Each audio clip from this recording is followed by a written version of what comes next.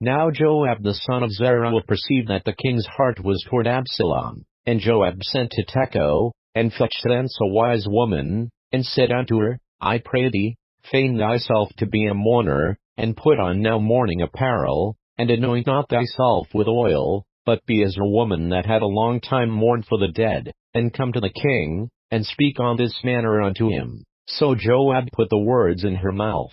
And when the woman of Tekoa spake to the king, she fell on her face to the ground, and did obeisance, and said, Help, O king. And the king said unto her, What aileth thee? And she answered, I am indeed a widow woman, and mine husband is dead, and thy handmaid had 2 sons, and they 2 strove together in the field, and there was none to part them, but the one smote the other, and slew him. And, behold, the whole family is risen against thine handmaid, and they said, Deliver him that smote his brother, that we may kill him, for the life of his brother whom he slew, and we will destroy the heir also. And so they shall quench my coal which is left, and shall not leave to my husband neither name nor remainder upon the earth. And the king said unto the woman, Go to thine house, and I will give charge concerning thee. And the woman of Tekoa said unto the king, My lord, O king, the iniquity be on me, and on my father's house,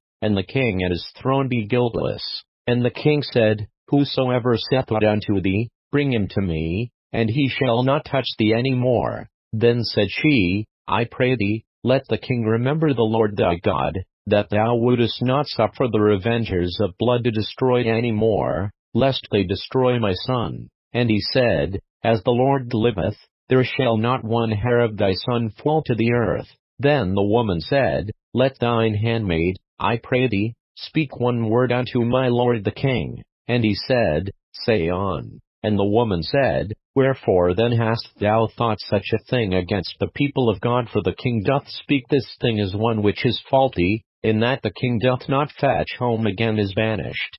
For we must needs die, and are as water spilt on the ground, which cannot be gathered up again. Neither doth God respect any person, yet doth he devise means, that his banished be not expelled from him. Now therefore that I am come to speak of this thing unto my lord the king, it is because the people have made me afraid. And thy handmaid said, I will now speak unto the king. It may be that the king will perform the request of his handmaid. For the king will hear, to deliver his handmaid out of the hand of the man that would destroy me and my son together out of the inheritance of God. Then thine handmaid said, The word of my lord the king shall now be comfortable, for as an angel of God, so is my lord the king to discern good and bad, therefore the Lord thy God will be with thee. Then the king answered and said unto the woman, Hide not from me, I pray thee, the thing that I shall ask thee. And the woman said, Let my lord the king now speak. And the king said, Is not the hand of Joab with thee in all this? And the woman answered and said, As thy soul liveth, my lord the king, none can turn to the right hand or to the left from aught that my lord the king hath spoken. For thy servant Joab, he bade me, and he put all these words in the mouth of thine handmaid. To fetch about this form of speech hath thy servant Joab done this thing, and my lord is wise, according to the wisdom of an angel of God, to know all things that are in the earth.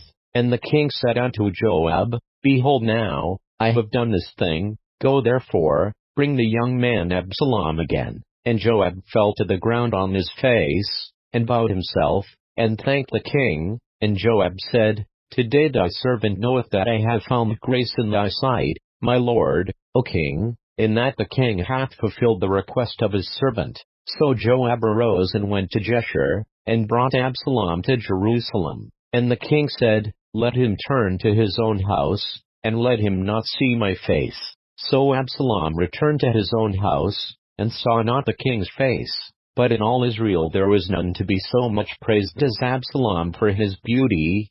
From the sole of his foot even to the crown of his head there was no blemish in him. And when he pulled his head, for it was at every year's end that he pulled it, because the hair was heavy on him, therefore he pulled it, he weighed the hair of his head at 200 shekels after the king's weight. And unto Absalom there were born 3 sons, and 1 daughter, whose name was Tamar. She was a woman of a fair countenance.